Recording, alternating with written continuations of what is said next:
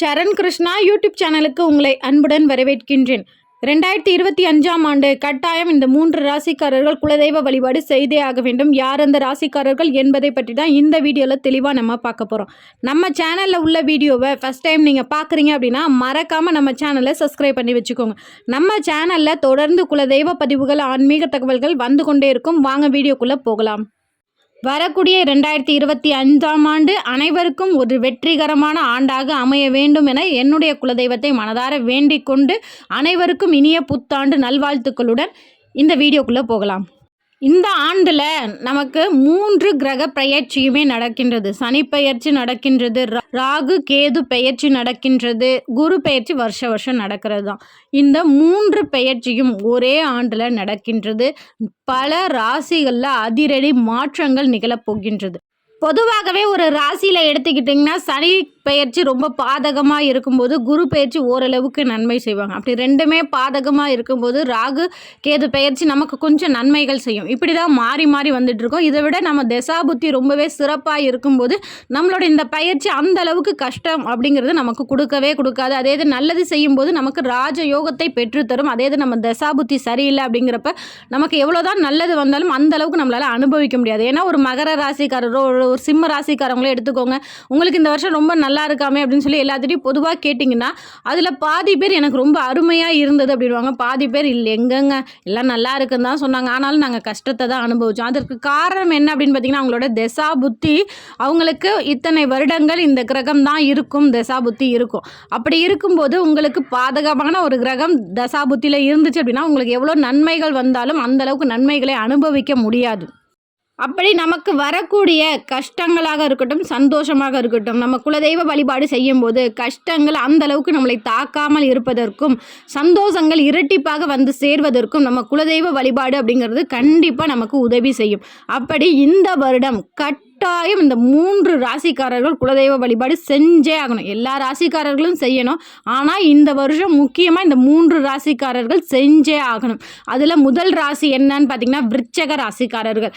விருச்சக ராசிக்காரர்களுக்கு பல நல்ல பலன்கள் இருந்தாலும் முக்கியமான சில தீய பலன்கள் அப்படிங்கிறது இருக்கத்தான் செய்கின்றது. அது என்ன அப்படின்னு பார்த்தீங்கன்னா அவங்களுக்கு நல்ல பலன்கள் என்ன முதல்ல பார்த்தோம்னா சுற்றி இருக்கிறவங்க யார் உண்மையாக இருக்காங்க, யார் போலியாக இருக்காங்க அப்படிங்கிறத இந்த வருஷம் அவங்களால கண்டிப்பாக உணர முடியும்.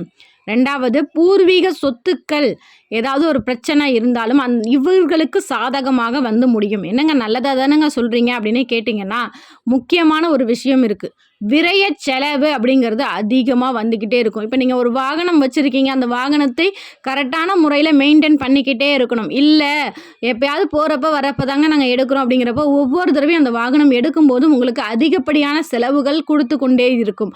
அதே மாதிரி இந்த வருடம் முழுவதுமே நீங்கள் ஒரு விழிப்புணர்வோடைய செயல்பட்டுக்கிட்டே இருக்கணும். அது ஏன்னு பார்த்தீங்கன்னா இந்த வருடம் கிரக பெயர்ச்சி அந்தளவுக்கு உங்களுக்கு சாதகமாக இல்லை அப்படிங்கிறதுனால உடல் உபாதைகள் நிறைய வந்துக்கிட்டே இருக்கும். அதனால் நீங்கள் உங்கள் குலதெய்வ கோவிலில் போய் ஆண்களாக இருந்தீங்க அப்படின்னா கண்டிப்பாக உங்கள் குலதெய்வ கோயிலுக்கு போகும்போது ஒரு மொட்டை அடிச்சிருங்க. குலதெய்வத்திற்கு முடி காணிக்கை செலுத்தும் போது கண்டிப்பாக தலைக்கு தலைப்பாகையோடு போகுது அப்படின்னு சொல்லுவாங்க பார்த்தீங்களா, அது உங்களால் இந்த வருஷம் கண்கூட உங்களால் உணர முடியும். பெண்களாக இருந்தால் பூமுடி கொடுக்கறது வழக்கம் இருக்கும். அதாவது நுனி முடியில் பூ சுற்றி அதை கொடுப்பாங்க. அதையும் நீங்கள் தாராளமாக செய்யலாம்.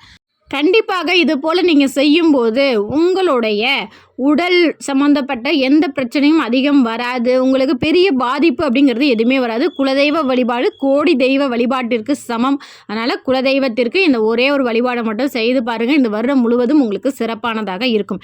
2வது ராசிக்காரர்கள் யார் அப்படின்னு பார்த்தீங்கன்னா சிம்ம ராசிக்காரர்கள். சிம்ம ராசிக்காரர்கள் கடுமையான உழைப்பாளிகள். இந்த வருஷத்தில் சிம்ம ராசிக்காரர்களுக்கு வீடு கட்டுற விஷயங்கள்லாம் நடக்கணும் அப்படின்னு ஆசைப்பட்றீங்கன்னா அந்த சிம்ம ராசிக்காரர்களுக்கு கட்டாயம் நடக்கும். வீடு கட்டி பாதியிலே நிற்கிது, அது நிறைவேறும். புதுசாக வீடு இடிச்சிட்டு கட்டணும்னு ஆசைப்பட்றேன், அதுவும் கட்டாயம் அந்த ஆசைகளும் நிறைவேறும். ஆனால் இந்த வருஷம் நீங்கள் வாயை கொஞ்சம் கண்ட்ரோல் பண்ணணும். நீங்கள் கோபத்தில் ஏதாவது ஒரு வார்த்தை விட்டீங்க அப்படின்னா அது சொந்தக்காரவங்க மத்தியில் அது ஒரு பெரிய சண்டையாக வெடிக்கும். அதுலேயும் குறிப்பாக கணவன் மனைவிக்குள்ளே விட்டு கொடுத்து செல்ல வேண்டும். இந்த வருஷம் உங்களுக்கு மார்ச்சுக்கு அப்புறம் ராகு கேது பெயர்ச்சி அந்த அளவுக்கு சாதகமாக இல்லை. அதனால் சண்டை மட்டும் வந்துருச்சு கணவன் மனைவிக்குள்ளே அப்படின்னா அது மிகப்பெரிய பிரிவினையாக கூட முடிவதற்கு வாய்ப்புகள் உண்டு.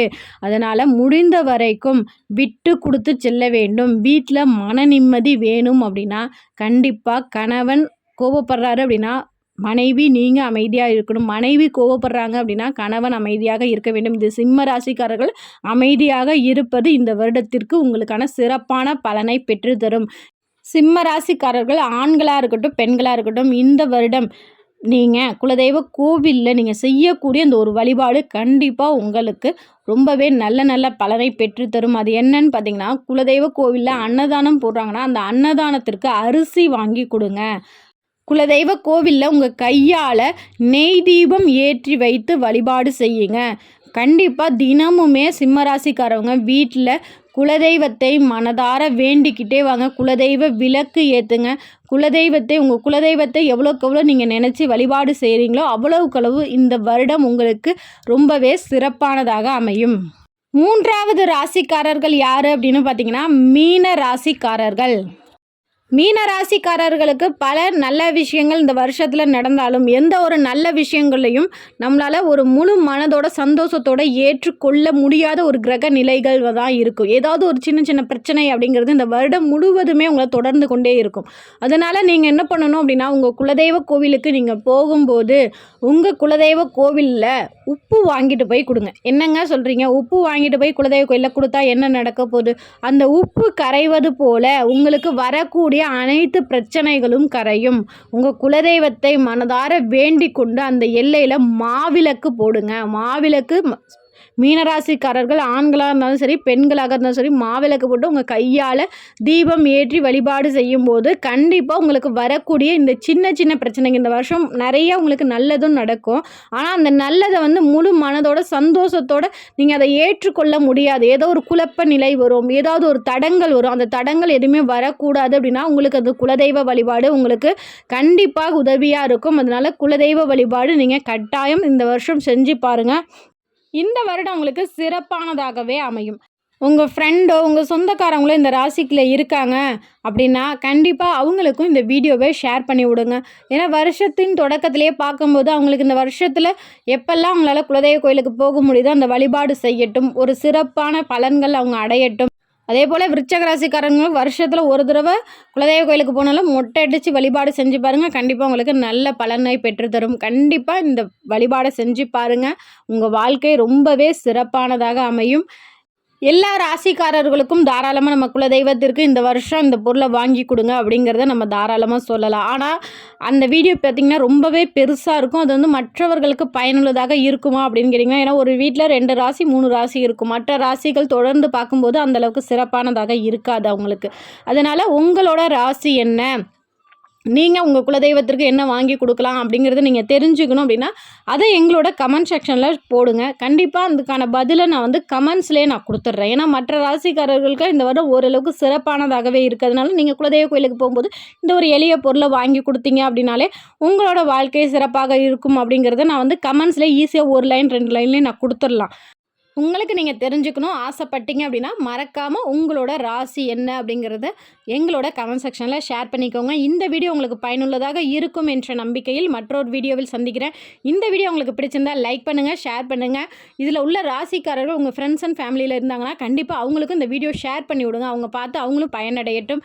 இந்த வீடியோ உங்களுக்கு பயனுள்ளதாக இருக்கும் என்ற நம்பிக்கையில் மற்றொரு வீடியோவில் சந்திக்கிறேன். இந்த வீடியோ உங்களுக்கு பிடிச்சிருந்தால் லைக் பண்ணுங்கள், ஷேர் பண்ணுங்கள், மறக்காமல் சப்ஸ்கிரைப் பண்ணுங்கள். சரண் கிருஷ்ணா யூடியூப் சேனல். நன்றி, வணக்கம்.